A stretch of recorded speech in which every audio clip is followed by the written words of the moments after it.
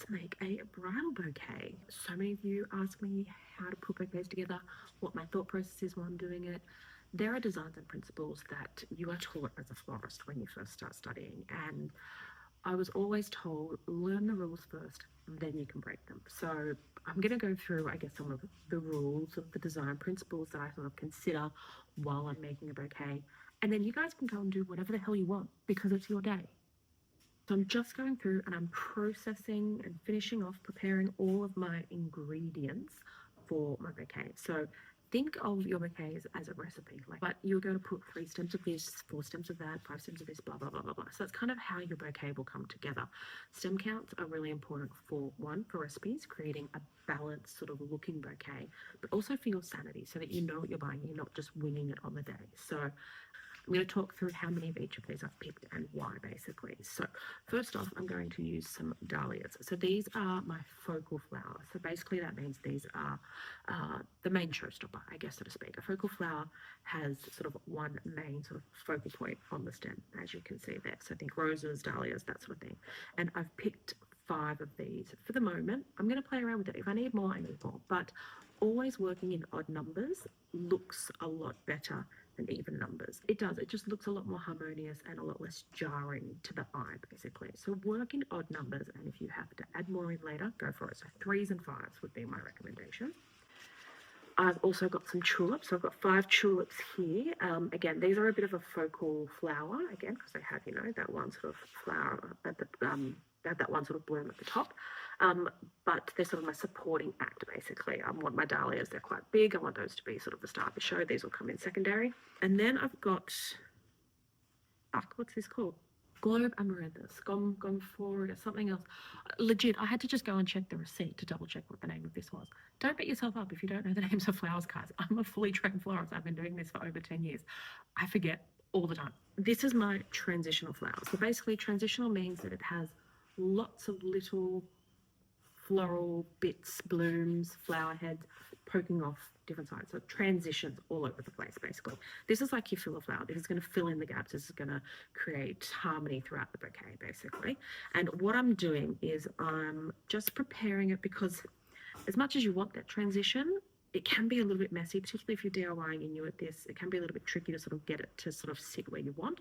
So I'm pulling off a few of these sort of smaller little bits and bigger foliage bits that I don't necessarily want in there messing the shape up. If you get little bits like this, pop them in a vase. They are fantastic for buttonholes, little bits and pieces, like waist knot, want knot, guys, okay? I've got 5 stems of that, and these are my snapdragons. So these are my line flowers. So as you can see, it's literally a line of flowers up the stems. So line flowers are great for defining your shape. These are particularly good for bigger arrangements like an altar arrangement, plinth flowers, to really help you define a big height and a big shape and that sort of stuff. They're going to give us a little bit of shape and sort of character and nuance in this bouquet. So that's why I've picked those guys. And then I've got some wattle foliage for my foliage base. This, again, you could claim this as like a transitional sort of material. I love this because it's not just your stock standard green foliage. It adds so much depth of color and texture and all that sort of shape and character and all that sort of stuff. So as you can see, I literally have 4 types of flowers and some foliage. You don't have to go overboard. You don't have to go crazy to make something beautiful. So let's whack it all together and see what we come up with. We're going to use what is referred to as the spiral technique. Now, the spiral technique basically means that you're spiraling all the stems around in the same direction. They're not sort of crossing over like this. They're all moving in the same direction. It just creates for a much easier bouquet to handle. It means that you can pull some of the stems in and out a bit better. It creates a much more balanced bouquet. Having said that, we're learning the rules. Then you can go and break them and make whatever the hell you want, okay? So I don't always spiral perfectly. Sometimes I want a stem to sit a certain way, and so I shove it in and it crosses over. It doesn't matter. Doesn't matter. Pick one sort of main piece to start with. This one stays straight, and then we're going to spiral everything around. So what you're going to have to do is you're going to have to slowly rotate the bouquet in your hand, and that's going to help you get that round shape as we go, okay? So I'm going to start with a little bit of a transitional. So I'm going to pop it in there. Now, I'm kind of getting that to sit up a tiny bit higher than the foliage. I just want to make sure that I then leave a bit of room, I guess, for my focal flowers. That's kind of where my head's at the moment. So as you can see, I'm sort of crossing that spiraling that over, right? And then we're going to put the next stem in the same sort of direction, okay? And then I'm going to turn.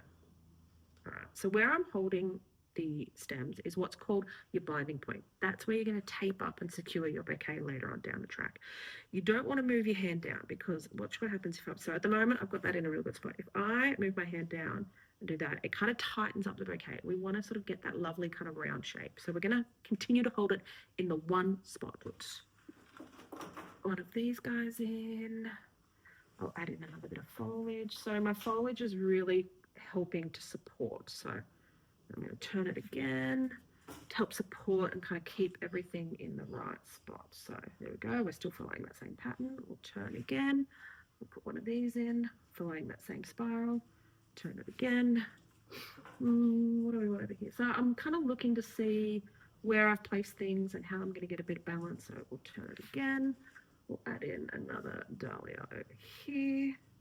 Turn it again. So this would make a really good bridal bouquet, maybe for like a elopement, something like that. It's not going to be a huge bouquet at the end of this, but it is going to be beautiful because you made it yourself.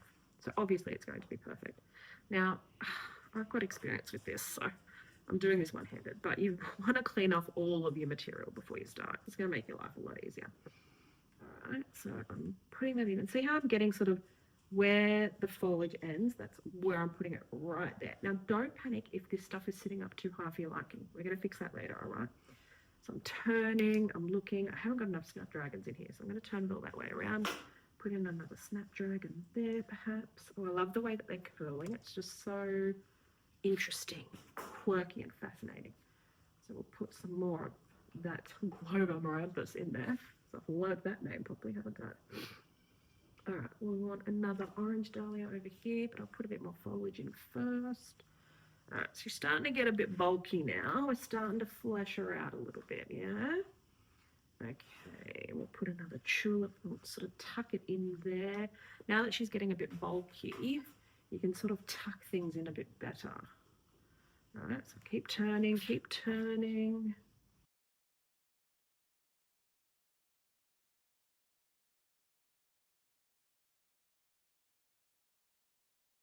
And then I'm going to line around the edges with a bit more foliage just to sort of help secure all of this and keep it sort of in the one spot, and just also tidy it up.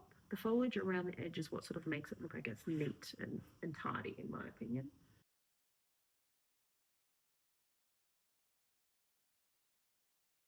Okay, now I kind of want this guy right in the middle.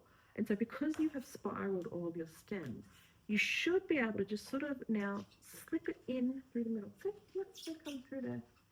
Just gonna gently, gently, gently poke it through and get it into that spot. So it's gonna sort of, I'm actually gonna sort of sit it up a little bit higher than that dahlia, just to give us a little bit of character. And so because everything is spiraled and it's not crisscross, it's not forming a really tight grid. So it's easier to sort of slide things in and out and make adjustments as we need. So I might tuck that one down. I might sort of just gently lift that guy up a little bit. That guy a bit as well. Oh, no, actually I might put that one down so we get a bit more of that rounded sort of shape. Same with that.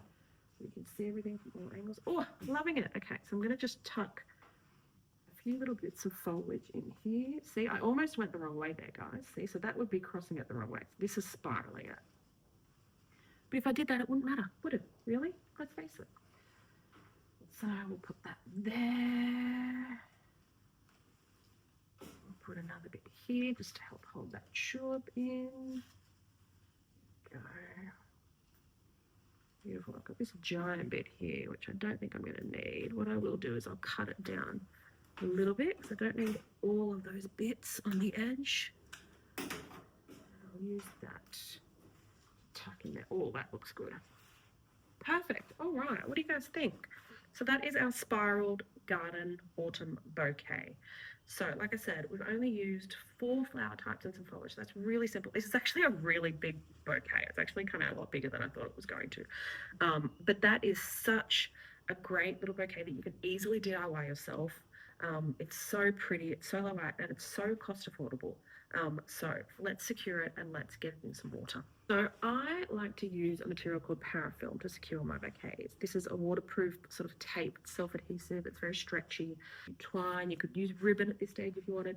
I like to do sort of a base sort of something to secure it, something like this, and then put my ribbon over the top, just because this way I can tape it up, I can secure it, I can pop it in a vase, and tomorrow what I can do is I can come back, and if I want to adjust it on the day or the day before, I can tweak it a little bit without having to take all the ribbon off and all that sort of stuff. You're going to want to trim your stems to make this a bit easier for you.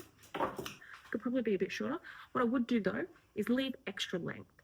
So again, if you're prepping this the day before, which you can totally do, we'll talk about that another time, leave a little bit of length so that you can trim them again the next day, because you always need to trim your stems every day and change the water every day if you want to keep your flowers fresh and healthy. So don't cut them too short, because if you're going to trim them the next day, you're going to end up with a teeny tiny little handle here, basically. So keep a little bit of length on there.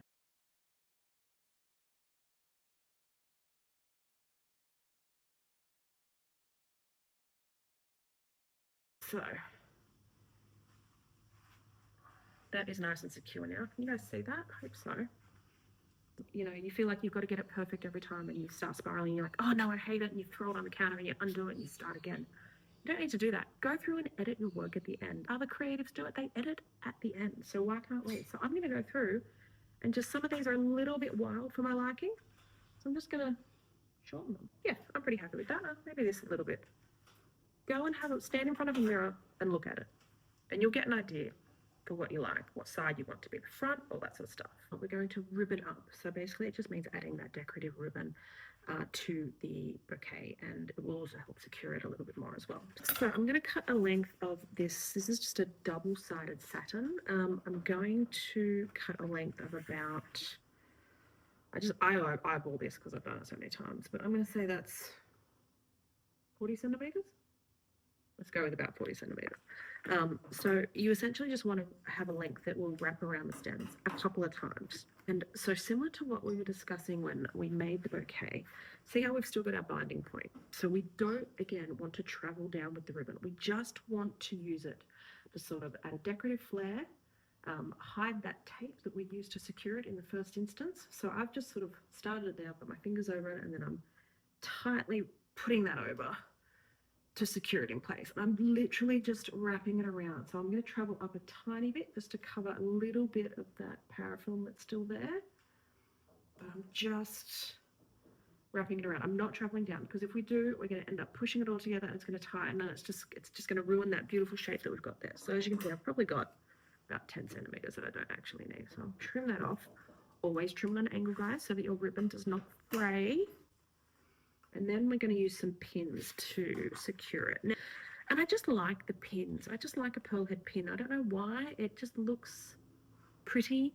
It's also a great way of sort of defining where your back and front is. Obviously, this is a 360 shaped round bouquet, so there is not really a back and a front. But if you do have one side that you like better than the other, you can signify the back with the pins, because when you're carrying a bouquet down the aisle, you're going to be able to feel the pins. You'll be able to rub your finger on these pins and know that that is the back. And so I'll have that part towards my belly, because this side is prettier and I want that to be in the photos. I want everyone to see that side first. Whenever I drop off my bouquets to my clients, I always sort of say to them, you know, you're going to get really nervous. You're going to want to do this.